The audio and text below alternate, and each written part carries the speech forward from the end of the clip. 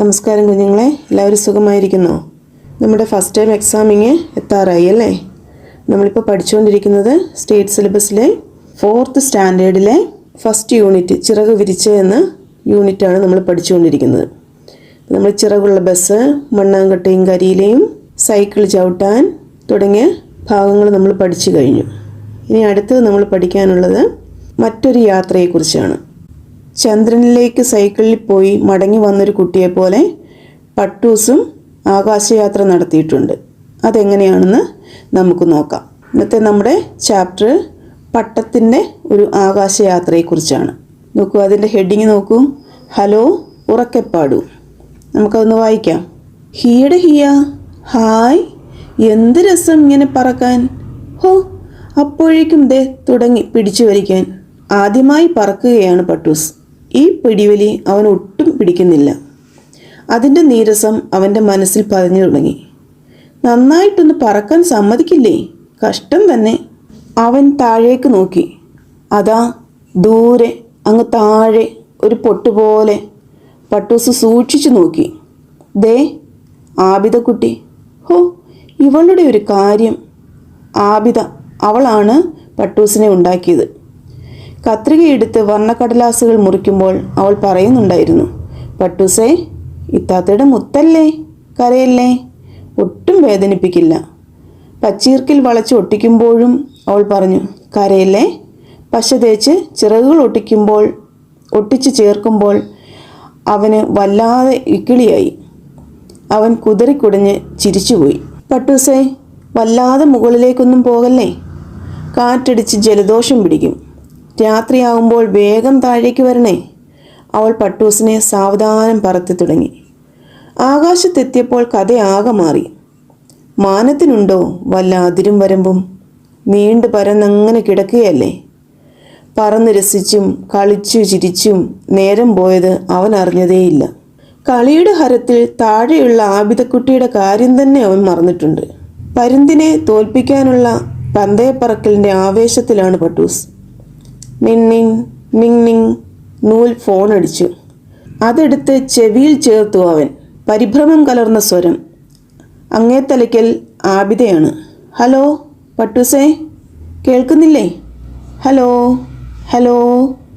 ആ, കേൾക്കാം ഇത്താത്ത. പറക്കുന്നതിനിടയിൽ അവൻ വിളിച്ചു പറഞ്ഞു. നീ ഇത് എവിടെയാ? ഇരുട്ടാവുന്നത് കാണുന്നില്ലേ? വേഗം താഴോട്ട് വാ.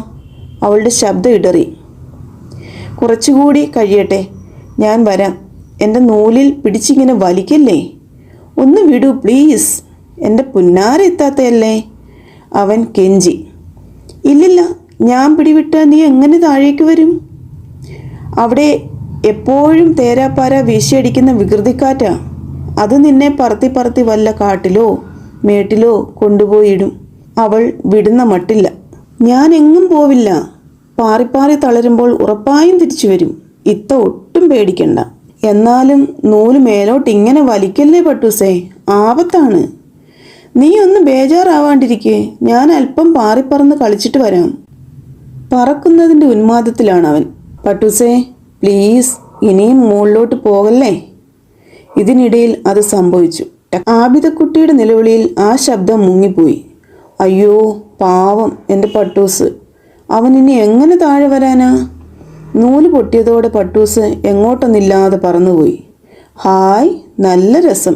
ഇപ്പോഴവന് അമ്പിളിയെ കൈ നീട്ടിത്തൊടാം. നക്ഷത്രങ്ങളോടൊപ്പം ഒളിച്ചു കളിക്കാം.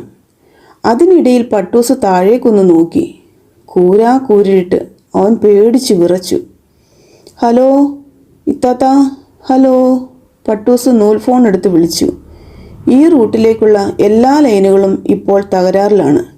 കുറച്ച് കഴിഞ്ഞ് വീണ്ടും ശ്രമിക്കൂ. അയ്യോ, ഇനി എന്തു ചെയ്യും? അവന് കരച്ചിലടക്കാനായില്ല. എന്തിനാ മോനെ കരയുന്നത്? അമ്പിളി മാമൻ ചേർത്ത് പിടിച്ച് ചോദിച്ചു. എനിക്ക് ഇത്തായെ കാണണം. എവിടെയാ അവളുടെ വീട്? അമ്പിളിമാമൻ അവൻ്റെ കണ്ണുനീർ തുടച്ചുകൊണ്ട് ചോദിച്ചു. എനിക്കറിയില്ല.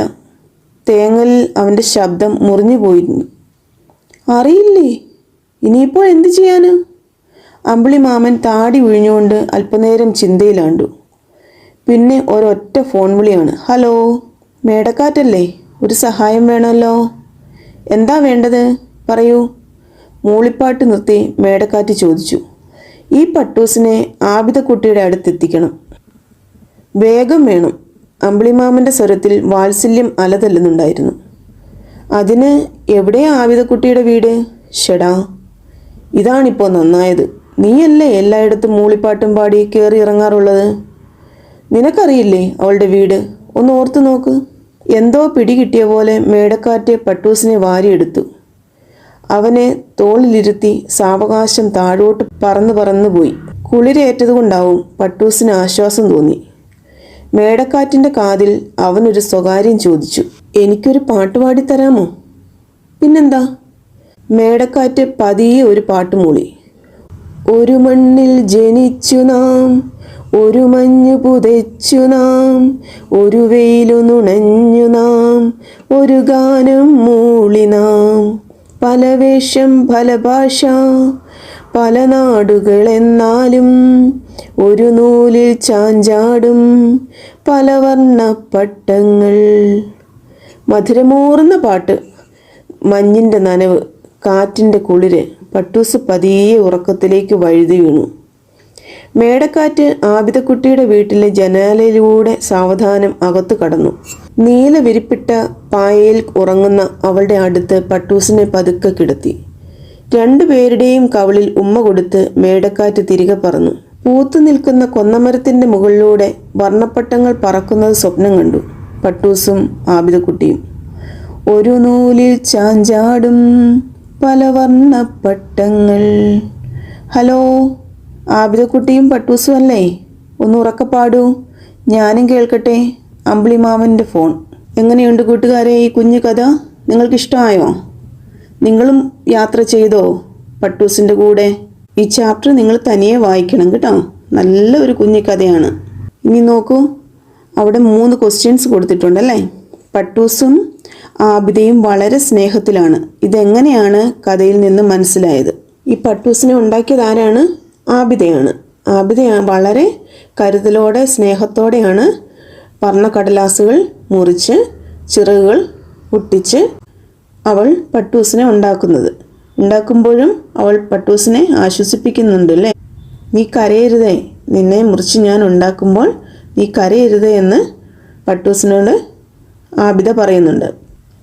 പട്ടൂസ് നൂല് പൊട്ടി മുകളിലേക്ക് പോയപ്പോൾ അവൾ ഒറ്റയ്ക്കായി. അമ്പിളിമാമൻ പട്ടൂസിനെ ചേർത്ത് പിടിച്ചെങ്കിലും അവൻ പെട്ടെന്ന് എന്താണ് പറയുന്നത്? എനിക്ക് ആബിദയെ കാണണം, ആബിദയുടെ അടുത്ത് പോകണം, എനിക്ക് പോകാനുള്ള വഴി അറിയില്ല, അവളുടെ വീട് എവിടെയാണെന്നറിയില്ല, പക്ഷെങ്കിൽ എനിക്ക് ആബിദയെ കാണണം എന്നാണ് പട്ടൂസ് പറയുന്നത്. അതിലൂടെ നമുക്ക് മനസ്സിലാക്കാം അവർ തമ്മിലുള്ള സ്നേഹം. അടുത്ത ക്വസ്റ്റ്യൻ നോക്കൂ. എന്തൊക്കെ പുതിയ വാക്കുകളും പ്രയോഗങ്ങളുമാണ് കഥയിൽ നിന്ന് കണ്ടെത്തിയത്? നിങ്ങൾക്ക് പറയാമോ? നിങ്ങൾ കണ്ടെത്തിയ പുതിയ വാക്കുകൾ, നിങ്ങൾ കേട്ടിട്ടില്ലാത്ത പുതിയ വാക്കുകൾ എന്തെങ്കിലുമൊക്കെ നിങ്ങൾ ഇതിനകത്ത് പഠിച്ചിട്ടുണ്ടോ? പറയാമോ? നീരസം, നിങ്ങൾ നേരത്തെ കേട്ടിട്ടുള്ള വാക്കാണോ? നീരസം എന്ന് പറഞ്ഞാൽ എന്താണ്? ഇഷ്ടക്കേട്. വർണ്ണക്കടലാസുകൾ, കളർ പേപ്പർ അല്ലേ. അതിരും വരമ്പും, എന്താണ് അതിരും വരമ്പും? ഒരു അതിർത്തി. പന്തയപ്പറക്കൽ, എന്താണ് പന്തയം എന്ന് പറഞ്ഞാൽ? ബെറ്റ് വെക്കുക എന്ന് പറയാം അല്ലേ. ബെറ്റ് വെക്കുക എന്ന് പറഞ്ഞാൽ നിങ്ങൾക്ക് മനസ്സിലാവും, അതാണ് പന്തയം എന്ന് പറയുന്നത്. അങ്ങേ തലയ്ക്കൽ, അങ്ങേ തലയ്ക്കൽ എന്ന് പറഞ്ഞാൽ എന്താണ്? മറുവശത്ത്, മറ്റേ തലയ്ക്കൽ. ബേജാറാവാണ്ടിരിക്കുക, എന്താണ് ബേജാറാവുക എന്ന് പറഞ്ഞാൽ? വിഷമിക്കുക, അതിനെയാണ് ബേജാറാവുക എന്ന് പറയുന്നത്. മേടക്കാറ്റ്, മേടമാസത്തിൽ വീശുന്ന കാറ്റിനെയാണ് നമ്മൾ മേടക്കാറ്റ് എന്ന് പറയുന്നത്. ഈ കഥയിൽ നിങ്ങൾക്ക് ആരെയാണ് കൂടുതൽ ഇഷ്ടപ്പെട്ടത്? എന്തുകൊണ്ടാണ് ഇഷ്ടപ്പെട്ടത്? നിങ്ങൾക്ക് പറയാമോ? നിങ്ങൾക്ക് ആരെയാണ് ഇഷ്ടപ്പെട്ടത്? പട്ടൂസിനെയാണോ ആബിദക്കുട്ടിയാണോ? അങ്ങനെയാണെങ്കിൽ എന്തുകൊണ്ടാണ് ഇഷ്ടപ്പെടാൻ കാരണം? ആബിദക്കുട്ടിയാണെങ്കിൽ എന്തുകൊണ്ടാണ് ഇഷ്ടപ്പെടാൻ കാരണം? ആബിദ വളരെ സ്നേഹത്തോടാണ് ആ പട്ടത്തിനെ ഉണ്ടാക്കുന്നതും അതിനെ മുറിക്കുന്നതും ഒട്ടിക്കുന്നതും ഒക്കെ അല്ലേ. ആ പട്ടത്തിനോട് ആബിദക്കുട്ടി കാണിക്കുന്ന സ്നേഹം കാണുമ്പോൾ നമുക്കും ആബിദയോടൊരു സ്നേഹം തോന്നും അല്ലേ. ഇനി പട്ടൂസിനോടാണ് സ്നേഹം എന്നുണ്ടെങ്കിൽ എന്താണ്? പട്ടൂസിന് ഉയരത്തിൽ ഇങ്ങനെ പാറിപ്പറന്ന് നടക്കുമ്പോൾ നമുക്കും ആ പട്ടത്തിൻ്റെ കൂടെ ഇങ്ങനെ പാറിപ്പോകാനൊരു ഇഷ്ടം അല്ലേ. അതിൻ്റെ കൂടെ പറന്നില്ലേ നമ്മളും? പൊട്ടിപ്പോയി കഴിഞ്ഞപ്പോൾ, പട്ടത്തിൻ്റെ നൂല് പൊട്ടി അത് പോയി കഴിഞ്ഞപ്പോൾ പെട്ടെന്നൊരു പേടി അല്ലേ. എത്രയും പെട്ടെന്ന് തിരിച്ച് ആബിദക്കുട്ടിയുടെ അടുത്തെത്താനുള്ളൊരു വ്യഗ്രത. പട്ടൂസിനോടും ഇഷ്ടം തോന്നും അതുകൊണ്ട് അല്ലേ. നിങ്ങൾക്ക് മറ്റെന്തെങ്കിലും കാരണങ്ങളുണ്ടെങ്കിൽ അത് നിങ്ങൾക്ക് എഴുതാം. ഓക്കെ. ഇപ്പോൾ ആകാശയാത്ര കഴിഞ്ഞ് ആരൊക്കെ എത്തി? ഒരു കുട്ടിയും എത്തി, പട്ടവും ആകാശയാത്ര കഴിഞ്ഞെത്തി അല്ലേ? ഇവർ തിരിച്ച് അമ്പിളിമാമനെയൊക്കെ കണ്ട് അമ്പിളിമാമൻ്റെ അടുക്കൽ എത്തിയിട്ടല്ലേ അവർ തിരിച്ചെത്തുന്നത്. ഭൂമിയിൽ എത്തിയതിന് ശേഷം അമ്പിളിമാമൻ ഒരു കത്ത് എഴുതിയെങ്കിൽ അതെങ്ങനെയാവും എഴുതുക? നിങ്ങളൊന്ന് ആലോചിച്ച് നോക്കിയിട്ടുണ്ടോ? നിങ്ങളൊന്ന് എഴുതി നോക്കൂ, അമ്പിളിമാമൻ ഒരു കത്ത്. നിങ്ങൾ ആ കത്ത് എഴുതിയിട്ട് ടീച്ചറിനും കൂടെ അയച്ചു തരുമോ? അപ്പം നിങ്ങൾ ഒന്ന് ശ്രമിച്ചു നോക്കൂ.